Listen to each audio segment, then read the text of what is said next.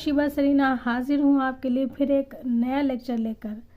आपको सबसे पहले मैं बता दूं कि ये नोट्स जो मैं लेकर आई हूँ ये बेस्ड हैं संक्षिप्त इतिहास NCERT सार कक्षा 6 to 12 सहित पुस्तिका पर। ठीक है, आज जो टॉपिक हम करने वाले हैं वो है अध्याय 4 हड़प्पा संस्कृति कांस्य युगीन सभ्यता, और इसका हम आज पार्ट 1 करेंगे क्योंकि ये चैप्टर जो है अपने आप में बहुत बड़ा है और इतने बड़े चैप्टर को हम एक लेक्चर में कंप्लीट नहीं कर पाएंगे, तो एटलीस्ट 2 लेक्चर जो है वो इस चैप्टर को कंप्लीट करने में लगेंगे। तो आज जो चैप्टर हम करने वाले हैं उसमें जो टॉपिक हम कवर करेंगे वो मैं आपको बता दूं। जो पॉइंट्स हम कवर करने जा रहे हैं वो हैं भौगोलिक विस्तार, काल निर्धारण, हड़प्पा के 4 भौगोलिक स्थल, नगर योजना और संरचनाएं, कृषि, पशुपालन, शिल्प और तकनीकी ज्ञान। ये सारे पॉइंट्स जो हैं आज के इस लेक्चर में हम कवर करेंगे। फिर जो अगला नेक्स्ट लेक्चर होगा उसमें हम यहाँ कुछ पॉइंट्स मैंने लिखे हैं, ये सारे पॉइंट्स और इनके साथ और भी कुछ पॉइंट्स जो हैं वो हम डिस्कस करेंगे। वो मैं आपको तभी बताऊंगी जब मैं नेक्स्ट लेक्चर दूंगी।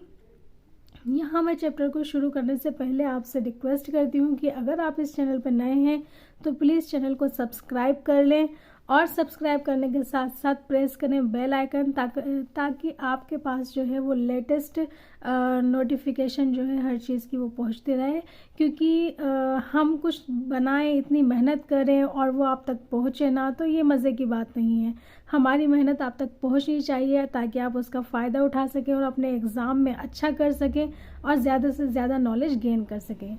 चलिए आज फिर मैं इस चैप्टर को शुरू करती हूँ और उम्मीद करती हूँ कि आपको ये चैप्टर बहुत अच्छी तरह समझ में आएगा। कहीं अगर कोई प्रॉब्लम हो तो वो आप मुझसे कमेंट करके पूछ सकते हैं। चलिए, पहला पॉइंट है भौगोलिक विस्तार। इस संस्कृति का उदय ताम्र पाषाणिक पृष्ठभूमि में भारतीय उपमहाद्वीप के पश्चिमोत्तर भाग में हुआ।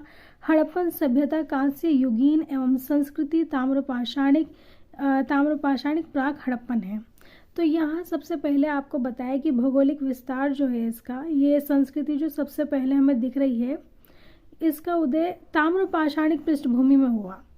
अगर आप मेरे साथ इस चैनल पे पहले से जुड़े हुए हैं और आपने लेक्चर 3 देखा होगा तो आपको अच्छी तरह याद होगा कि ताम्र पाषाणिक कृषक संस्कृतियाँ एक टॉपिक मैंने करवाया है। अगर वो नहीं देखा है आपने तो जाकर आप देख लें लेक्चर 3 ताम्रपाषाण कृषक संस्कृतियाँ। उसमें मैंने आपको बताया है कि हड़प्पा सभ्यता के आने से पहले किस तरह से ताम्रपाषाणिक स्थिति जो है वो थी और किस तरीके से ताम्रपाषाणिक संस्कृति जो है वो विद्यमान थी, और वो एक तरीके से प्राक हड़प्पन काल की उसको कह सकते हैं क्योंकि उसी में जो है हड़प्पा सभ्यता आगे जन्मी, पनपी और बढ़ी, है ना। तो इसकी पृष्ठभूमि कैसी है? ताम्र पाषाणिक है। पृष्ठभूमि में भारतीय उपमहाद्वीप के द्वीप के पश्चिमोत्तर भाग में। कहाँ पर? पश्चिमोत्तर भाग में। पश्चिमोत्तर भाग कौन सा है पता होगा आपको? नहीं पता?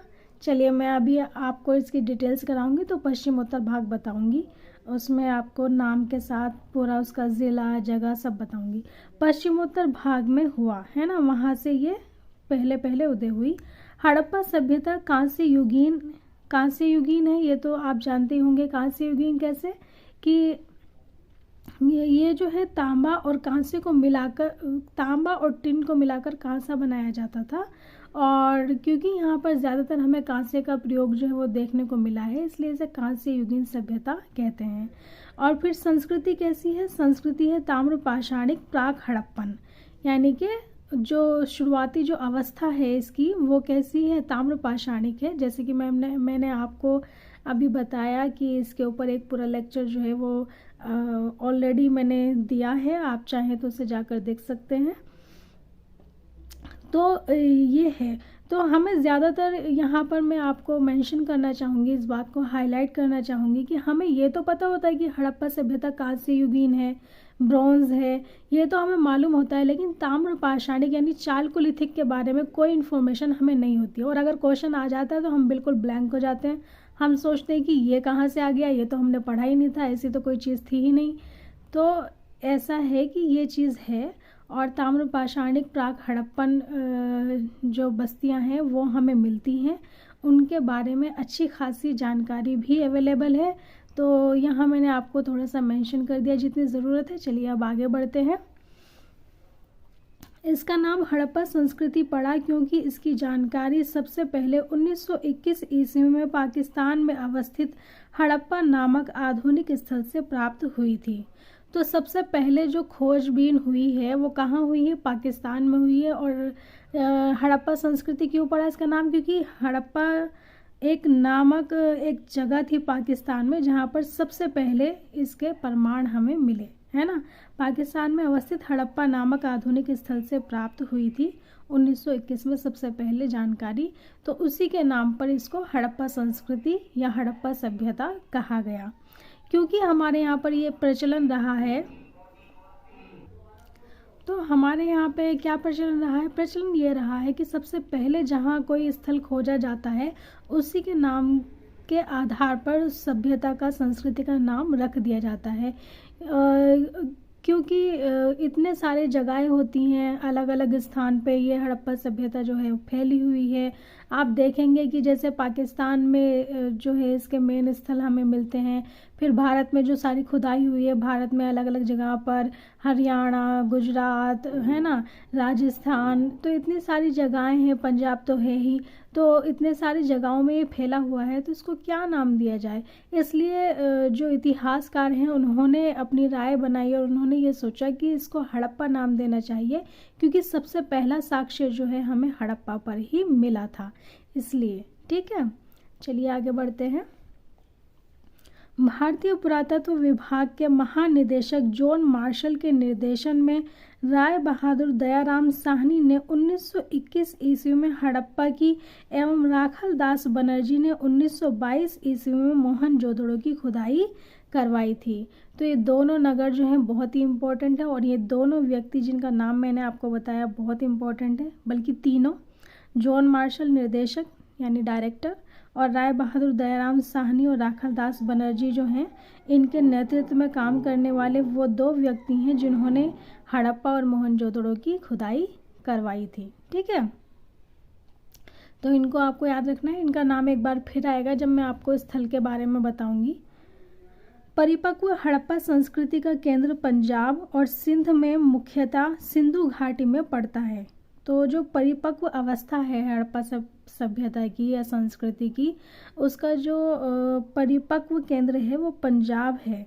पंजाब और सिंध में मुख्यतः सिंधु घाटी में पड़ता है। यहीं से इसका विस्तार दक्षिण और फिर क्या है, फिर ये फैलती चली जाती है कहाँ कहाँ? दक्षिण और पूर्व की ओर हुआ है ना। हड़प्पा कालीन स्थल महत्वपूर्ण तथ्य। तो अब हम कुछ साइट्स के बारे में पढ़ेंगे, कुछ हड़प्पा कालीन महत्वपूर्ण स्थल के बारे में पढ़ेंगे, जहां हम देखेंगे कि उनको वो किस जगह पर हैं, किसने उनकी खुदाई करवाई, उत्खननकर्ता कौन है, किस वर्ष में खुदाई हुई, वहाँ की प्रमुख नदी कौन सी है, वहाँ से हमें क्या साक्ष्य प्राप्त हुए हैं, ये तमाम जानकारी जो है हम अब लेंगे।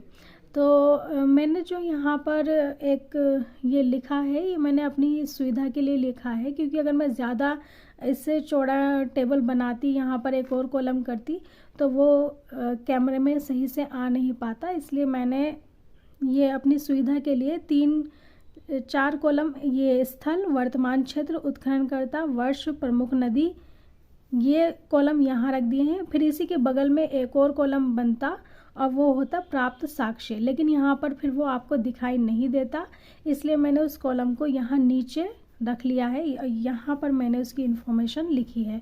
तो अगर आप इसके नोट्स प्रिपेयर कर रहे हैं मेरे साथ साथ, तो आपकी अपनी जो नोटबुक होती है, बड़ी होती है, उसमें आप साइड में एक और कॉलम प्राप्त साक्ष्य का बना सकते हैं। ठीक है, चलिए अब आगे बढ़ती हूँ। स्थल है हड़प्पा, वर्तमान क्षेत्र है इसका साहिवाल ज़िला, पश्चिम पंजाब, पाकिस्तान। उत्खनन करता है राय बहादुर दयाराम साहनी, मार्टिमर व्हीलर, माधव स्वरूप वत्स। तो यहाँ पर आप देख रहे हैं, यहाँ पे एक से ज़्यादा नाम है ना। तो मेन जो हैं वो हैं राय बहादुर दयाराम साहनी, उनका नाम तो आपको याद रखना ही है। जो मैंने अभी पहले भी बताया आपको। साथ ही साथ अगर आपसे पूछा जाए, एक से ज़्यादा लोगों का नाम पूछ लिया जाए, आपसे पूछा जाए क्वेश्चन में कि बताइए राय बहादुर दयाराम साहनी के साथ और किसने हड़प्पा स्थल की खुदाई की थी या करवाई थी, तो फिर आपको 2 नाम और पता होने चाहिए, मार्टिमर व्हीलर, माधव स्वरूप वत्स, है ना। 3 नाम हो गए, सॉरी ये। तो इन तीनों नाम का भी आपको पता होना चाहिए। वर्ष है 1921 ईस्वी। 1921 ईस्वी में इसकी खुदाई हुई थी। प्रमुख नदी थी रावी। अब देखते हैं कि हमें यहाँ से साक्ष्य क्या प्राप्त हुए। साक्ष्य प्राप्त हुए हैं अन्नागार ओखली युक्त चबूतरे, कांस्य गाड़ी, पारदर्शी वस्त्र पहने हुए एक मूर्ति, गरुण चित्रित मुद्रा, मछुआरे का चित्र, शंख का बेल, कांस्य दर्पण, ये सब जो है साक्ष्य हमें यहाँ से प्राप्त हुए हैं। यहाँ पर आपको ध्यान रखना है मछुआरे का चित्र, ये इम्पोर्टेंट है, और कांस्य दर्पण जो मिला है ये भी इम्पोर्टेंट है, इस पर भी क्वेश्चन आ जाता है। ध्यान तो आपको सारे रखने हैं, लेकिन इनका ध्यान कुछ ज़्यादा रखना है, ठीक है। दूसरी साइट देखते हैं हम। दूसरी साइट है मोहनजोदड़ो, और ये है लरकाना, यहाँ लिखा है लारकाना, तो आप अगर लारकाना है तो भी सही होगा, वैसे लरकाना अगर आता है तो वो भी सेम है, कंफ्यूज मत होना। लरकाना ज़िला सिंध प्रांत पाकिस्तान, ठीक है, ये भी पाकिस्तान में है। इसकी खुदाई करने वाले उत्खननकर्ता कौन है? राखल दास बनर्जी, मार्टिमर व्हीलर, ठीक, यहाँ पे ये दोनों हैं, मार्टिमर व्हीलर और राखल दास बनर्जी। तो मुझे ऐसा लग रहा है कि मार्टिमर व्हीलर एक ही नाम है, इसको एक ही व्यक्ति के तौर पे लीजिएगा, ठीक है, क्योंकि ऊपर भी पढ़ा था हमने अभी। और टाइम है इसका 1922 ईस्वी। नदी है सिंधु। यहाँ से साक्ष्य क्या मिले हैं हमें? विशाल स्नानागार, पुरोहितों का आवास, सभा भवन, अधिकांश भवनों में कुएं एवं स्नानागार, 16 मकानों का बैरक, कांस्य से निर्मित नग्न महिला मूर्ति, दाढ़ी वाले पुजारी की मूर्ति, चमकते हुए बंदर का चित्र, एक श्रृंगी पशुओं वाली मुद्राएं प्राप्त हुई हैं। तो इतनी सारी चीज़ें हमें यहाँ से मिली हैं, और जो स्पेशल जो है यहाँ पे वो है सभा भवन। सभा भवन, विशाल स्नानागार, ये इम्पोर्टेंट है, इनको याद रखिए। और एक यहाँ पे अलग सी बात हुई है, वो है बंदर का चित्र, चमकते हुए बंदर का चित्र। ये भी हमने पहले नहीं सुना है, ज़्यादातर हमें पता नहीं चलता है, लेकिन यहाँ पर हमें पता चलता है कि चमकते हुए बंदर का चित्र भी मिला है, ठीक है। तो याद रखिएगा इसको। चलिए अब आगे बढ़ते हैं तीसरी साइट की तरफ। तीसरी साइट है लोथल। लोथल है अहमदनगर गुजरात में, और व्यक्ति हैं उत्खनन करता है रंगनाथ राव, और इसका उत्खनन हुआ है 1955 एवं 1962 ईस्वी में है। नदी है भोगवा। यहाँ से प्राप्त हुआ है हमें गोदीबाड़ा, वृत्ताकार तथा चौकोर अग्नि वेदिका, हाथी दांत, स्वर्ण आभूषण, दिशा मापक यंत्र, फारस की मुहर, घोड़े की मृण मूर्तियाँ, 3 युग्मित समाधियाँ, चालाक लोमड़ी का चिन्ह आदि। तो ये सारी चीज़ें हमें यहाँ से मिली हैं। गोदीबाड़ा ध्यान रखना है आपको, यहाँ से गोदीबाड़ा मिला है, हाथी दांत मिला है, ठीक है। तो इतनी सारी चीज़ें हमें यहाँ से मिली हैं। चौथा है चनहुदड़ो। चनहुदड़ो भी एक इम्पोर्टेंट साइट है, ये सिंध पाकिस्तान में है। अर्नेस्ट मेके व एन.जी. मजूमदार ने इसका उत्खनन कराया है। 1935 ईस्वी में इसका उत्खनन हुआ, और नदी है सिंधु। यहाँ से प्राप्त साक्ष्य हैं मनके बनाने का कारखाना, बिल्ली का पीछा करते हुए कुत्ते का साक्ष्य, लिपस्टिक, कांस्य गाड़ी, वक्राकार ईंट, और भी चीज़ें हैं, मैं अभी आपको बताती हूँ। लेकिन उनको बताने से पहले मैं एक बात मेंशन कर दूँ कि जैसे यहाँ पे लिपस्टिक का जिक्र आया है, इसका मतलब ये है कि श्रृंगार की चीज़ें यहाँ पर हमें मिलती थी। और कारखाने की बात आई है, मन के बनाने का कारखाने, तो चनहुदड़ो जो है ना, एक स्पेशल ऐसी साइट है जहाँ से हमें कारखाने मिलते हैं, ये आपको याद रखना है। और बताती हूँ और क्या मिला है। कंघा, 3 घड़ियों वाले घड़ियालों तथा 2 मछलियों के अंकन वाली मुद्रा, काजल, पाउडर आदि। तो देख रहे हैं श्रृंगार की वस्तुएं मिल रही हैं हमें यहाँ पर, तो ये भी इम्पोर्टेंट बात है। और अब बढ़ते हैं 5वीं साइट की तरफ। 5वीं साइट है कालीबंगा या कालीबंगन, दोनों में से कुछ भी आए सही है। ये है हनुमानगढ़ राजस्थान में, और इसके उत्खनन करता है अमलानंद घोष, ब्रिजवासी लाल, बीबी लाल एवं बीके थापर। इसकी 2 बार खुदाई हुई है, 1953 ईस्वी में और 1960 ईस्वी में। नदी है घग्गर। यहाँ से प्राप्त साक्ष्य हैं जुते हुए खेत का साक्ष्य, भूकंप के साक्ष्य, अग्नि हवन कुंड, अलंकृत ईंट, चूड़ियाँ, संभवतः एक साथ फसल बोने के साक्ष्य, लकड़ी की नाली। ठीक है, ये सब कुछ मिला है। छठी साइट है हमारे पास राखीगढ़ी। राखीगढ़ी है हिसार में, हरियाणा, और इसके उत्खनन करता है सूरज भान 1969 ईस्वी में, और नदी है घग्गर। 7वीं साइट है कोट दीजी। कोट दीजी सिंध में है, पाकिस्तान। उत्खनन करता है धुर्य एवं फजल अहमद खान। 1955 ईस्वी में खुदाई हुई है। नदी है सिंधु। यहाँ से मिले हैं हमें चित्रित मृदभांड, मातृदेवी की मूर्तियाँ, मनके, कांसे की अंगूठियाँ, पत्थर के बाणाग्र आदि। ठीक, ये सब मिले हैं। फिर 8वीं साइट है बनवाली। बनवाली है हिसार में, हरियाणा। ठीक है, और उत्खनन करता है RS बिस्ट और रविंद्र सिंह बिस्ट। ये जो RS बिस्ट है, इनका पूरा नाम रविंद्र सिंह बिस्ट है, और ये खुदाई हुई है 1973 ईस्वी में, और नदी है सरस्वती। यहाँ से हमें प्राप्त हुए हैं मिट्टी का हल, जो कि एक खिलौना है। ठीक है, जो मिट्टी का हल है, खिलौना बना हुआ है वो। सड़कों पर बैलगाड़ी के पहिए का साक्ष्य, जौ के दाने, धावन पात्र, मुहरे, कसोटी आदि। ठीक, कसोटी जानते हैं क्या होता है? कसोटी एक तरीके की मोहर है, यहाँ पर इन्होंने लिखा है मोहरे कसोटी। तो कसोटी ये जांचने की सोना जो है वो शुद्ध है या नहीं, उसको जांचने की एक चीज़ होती है, एक पत्थर होता है, और वो बताता है कि जो गोल्ड है वो कितना शुद्ध है, तो उसकी कसोटी होती है, वो एक पत्थर होता है एक तरीके का। फिर 9वीं साइट है रोपड़। ये रूपनगर पंजाब में है। इसके उत्खनन करता है यज्ञदत्त शर्मा, और ये खुदाई हुई 1955 ईस्वी में, और प्रमुख नदी है सतलुज। देखिए यहाँ पे सतलज लिखा है, इसको सतलज भी कह सकते हैं, और सतलुज अगर आ जाए तो वो भी ठीक होगा। ठीक है, तांबे की कुल्हाड़ी यहाँ से मिली है। मानव के साथ कुत्ते को दफनाने का साक्ष्य मिला है। सेल खड़ी की मोहर मिली है। ठीक, तो यहाँ मैं आपको 9 साइट्स के बारे में मैंने आपको बताया। मैं इतनी ही साइट्स रखूँगी, और वैसे और भी साइट्स हैं, लेकिन ज़्यादा जो इम्पोर्टेंट मुझे लगी मेरे हिसाब से वो ये 9 साइट लगी, तो इनके बारे में आपको अच्छे से याद रखना है। आगे की और इन्फॉर्मेशन मैं आपको बताती हूँ।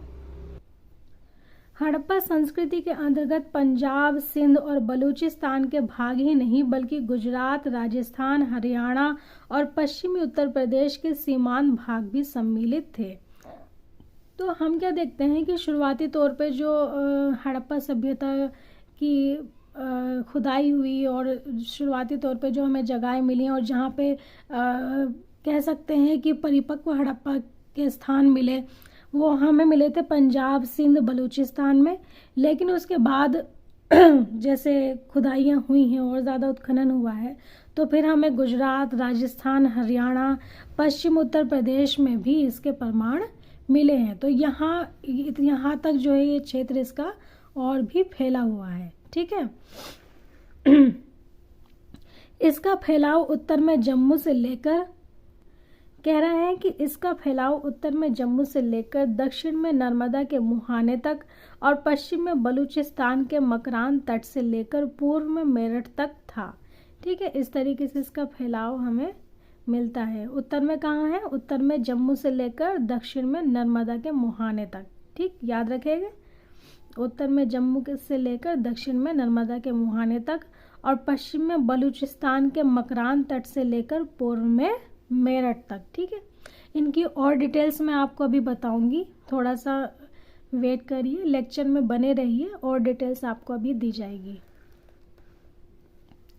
अब बात करते हैं काल निर्धारण की।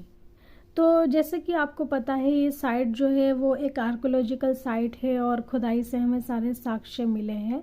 तो इसकी तिथि क्या हो, इस पे जो है वाद विवाद रहता है। सिंधु सभ्यता की तिथि को निर्धारित करना भारतीय पुरातत्व का विवादग्रस्त विषय है ना। तो विवाद रहता है, कोई कुछ बताता है, कोई कुछ बताता है। बहुत सारे लोगों ने अपने अपने हिसाब से अपनी अपनी रिसर्च के अकॉर्डिंग जो है अलग अलग काल बताया है। यह सभ्यता आरंभ से ही विकसित रूप में दिखाई पड़ती है तथा इनका पतन भी आकस्मिक प्रतीत होता है, यानी कि एकदम से पतन हुआ, ये आकस्मिक सा रहा। ऐसी स्थिति में कुछ भी निश्चित तौर पर नहीं कहा जा सकता है। तो ऐसे में निश्चित ये बताना कि एग्जैक्टली इसका टाइम यही था, ये कहना जो है वो थोड़ा मुश्किल है।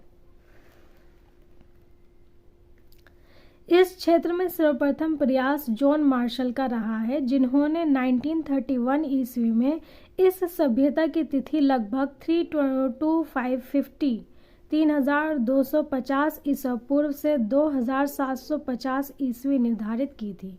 ठीक, तो जॉन मार्शल ने इसका ये टाइम बताया। ठीक, फिर आगे और भी जानकारी ली गई, लोगों ने और थोड़ा सा इस पर कोशिश की। तो फिर रेडियो कार्बन डेटिंग की गई। रेडियो कार्बन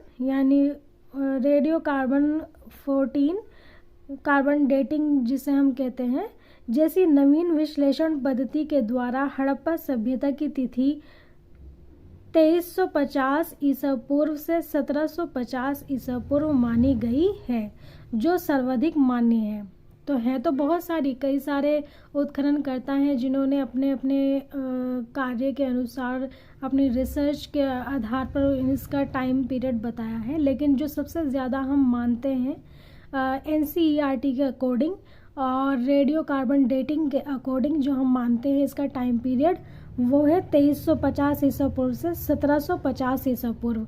तो आपको अगर ऑप्शन में आ जाता है और आपसे पूछा जाता है कि हड़प्पा सभ्यता का जो काल है वो कब से कब तक था, तो आपको ये ऑप्शन मार्क करना होगा वहाँ पे। ठीक है, क्योंकि सबसे ज़्यादा सही जो है वो ये वाला है, सबसे ज़्यादा प्रचलित। ठीक, और नाम मैंने इसलिए, और टाइम और नाम मैंने इसलिए शामिल नहीं किए हैं यहाँ पे कि फिर आप थोड़ा सा कंफ्यूज होते इतने सारे लोगों का पढ़ के, तो इसलिए मैंने डायरेक्ट जो है इन्हीं को रख लिया और जॉन मार्शल का आपको बता दिया। अब बात करते हैं हड़प्पा के 4 भौगोलिक स्थल। 4 भौगोलिक स्थल वही ईस्ट वेस्ट नॉर्थ साउथ, जो अभी ऊपर आपको बताया ना कि जम्मू से लेकर नर्मदा के मुहाने तक, वो सब बताया। उन्हीं चारों स्थल के बारे में और जानकारी अब मैं आपको देने वाली हूँ। तो सबसे पहला है मांडा, ये उत्तर में है। ठीक, उत्तरी जगह है ये मांडा। यह स्थल अखनूर जिले में चिनाब नदी के दक्षिणी तट पर स्थित है। यह विकसित हड़प्पा सभ्यता का सर्वाधिक उत्तरी स्थल है। कौन सा है? सर्वाधिक उत्तरी स्थल। ठीक है, अगर ये जैसे ये इसको देखिए, जैसे अगर ये हड़प्पा सभ्यता है और हड़प्पा सभ्यता का उत्तरी स्थल है, ये उत्तरी यानी कि नॉर्थ, यानी कि ये जो ऊपरी वाला हिस्सा है ये यहाँ पर, इसका ये वाला हिस्सा कौन सा है? मांडा। ठीक है, मांडा। इसका उत्खनन 1982 ईस्वी जगपति जोशी व मधुबाला ने करवाया था। मांडा में 3 सांस्कृतिक स्तर प्राक सैंधव, विकसित सैंधव एवं उत्तर सैंधव हैं। ठीक है, तीनों मिल रहे हैं हम इसमें। फिर दूसरा है आलमगीरपुर, ये पूर्व की साइड है। यह स्थल मेरठ जिले में हिंडन नदी यमुना की सहायक के तट पर स्थित है। इस स्थल की खोज 1958 ईस्वी में भारत सेवक समाज संस्था द्वारा की गई थी। इसका उत्खनन कार्य यज्ञदत्त शर्मा द्वारा किया गया था। यह सिंधु सभ्यता का सर्वाधिक पूर्वी स्थल है। समझ गए? ठीक है, ये पूर्वी स्थल है। फिर है देमाबाद, ये दक्षिणी स्थल है। यह स्थल महाराष्ट्र के अहमदनगर जिले में परवरा नदी के बाएं किनारे पर स्थित है। देमाबाद सिंधु सभ्यता का सबसे दक्षिणी स्थल है। सुतकांगेडोर, ये पश्चिमी स्थल है। ये सिंधु सभ्यता का पश्चिमी स्थल। यह दाशक नदी के किनारे स्थित हड़प्पा सभ्यता का सबसे पश्चिमी स्थल है। इसकी खोज 1927 ईस्वी में सर मार्क ओरेल स्टाइन ने की थी। हड़प्पा संस्कृति का संपूर्ण क्षेत्र त्रिभुजाकार है तथा इसका क्षेत्रफल 1299600 वर्ग किलोमीटर है।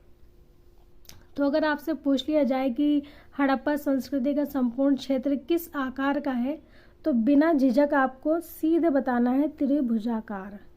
त्रिभुजाकार रेक्टेंगुलर है, ठीक है। आयताकार मत लगा के आ जाना, सॉरी आयताकार लगा के मत आ जाना, ट्रायंगुलर है, मैंने गलत बोल दिया था अभी। त्रिभुजाकार ट्रायंगुलर है ना, आयताकार या रेक्टेंगुलर नहीं है, ठीक। आई होप आपको समझ आया होगा, है ना। और एरिया भी आपको बता दिया, ये एरिया भी आप अपने ध्यान में रखना, है ना, कभी कभी एरिया भी पूछ लेते हैं। केवल 7 संभव स्थलों को नगर की संज्ञा दी गई है, ये इम्पोर्टेंट बात है, ये आपको याद रखना है।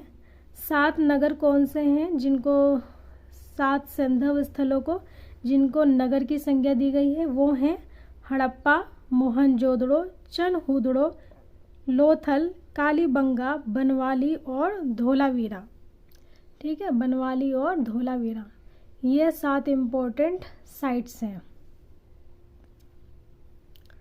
पंजाब में हड़प्पा और सिंध में मोहनजोदड़ो अर्थात मृतकों का टीला। मोहनजोदड़ो को क्या कहा जाता है? मृतकों का टीला।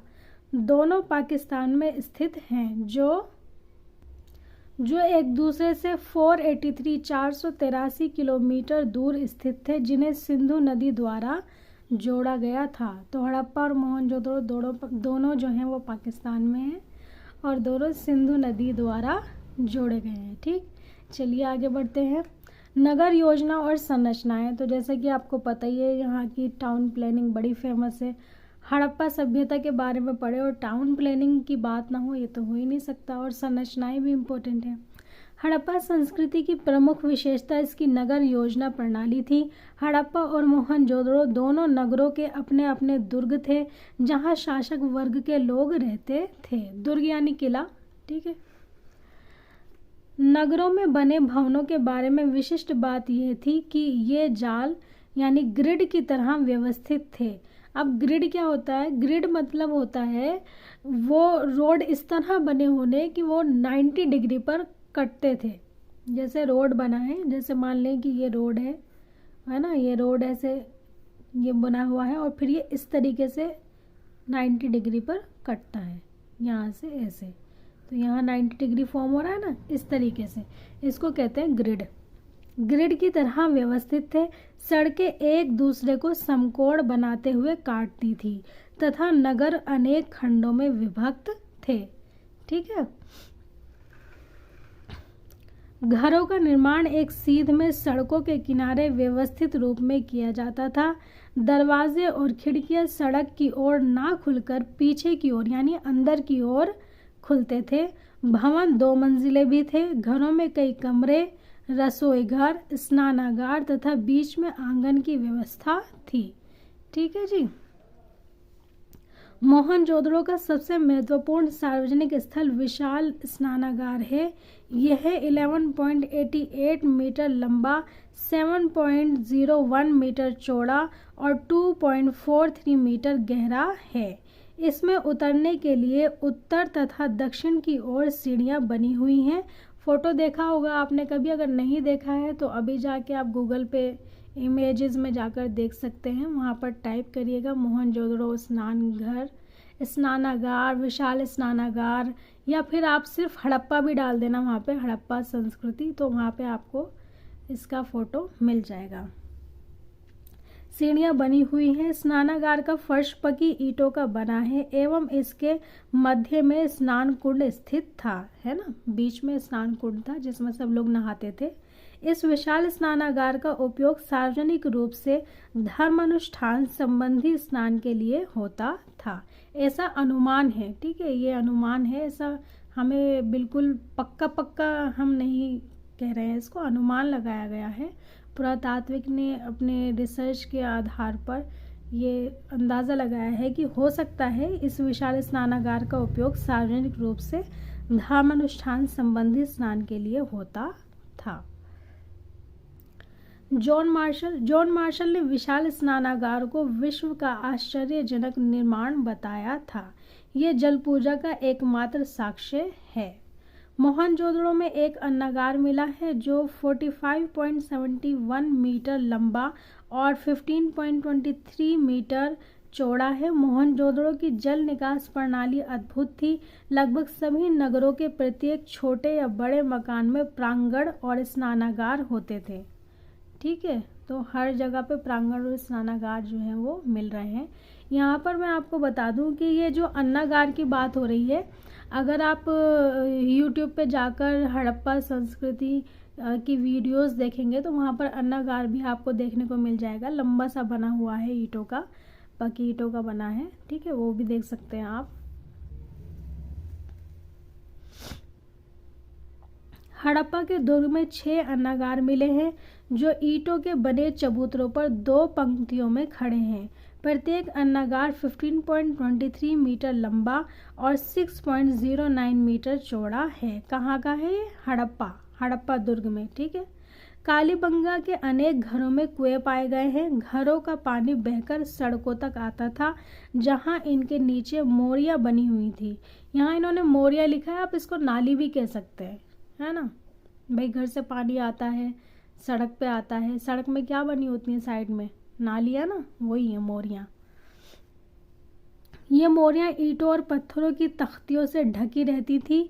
सड़कों की इन मोरियों में नरमोखे यानी मेन होल भी बने थे। अब बात करते हैं यहाँ की कृषि की। वर्तमान में सिंधु प्रदेश में पहले की अपेक्षा बहुत कम वर्षा होती है, इसलिए यह प्रदेश अब उतना उपजाऊ नहीं रहा। ठीक है, अब उतनी कृषि यहाँ पे नहीं होती, पहले ज़्यादा होती थी। यहाँ के समृद्ध देहातों यानी गांवों और नगरों को देखने से ज्ञात होता है कि प्राचीन काल में यह प्रदेश अत्यधिक उपजाऊ था। ठीक है जी। गांव की रक्षा के लिए खड़ी की गई पक्की ईंटों की दीवारों से स्पष्ट होता है कि बाढ़ प्रत्येक वर्ष आती थी। तो पक्की ईंटों से जो बना हुआ है, तो उससे पता चलता है कि बाढ़ की प्रोटेक्शन के लिए उन्होंने उसको बनाया है, दीवार को।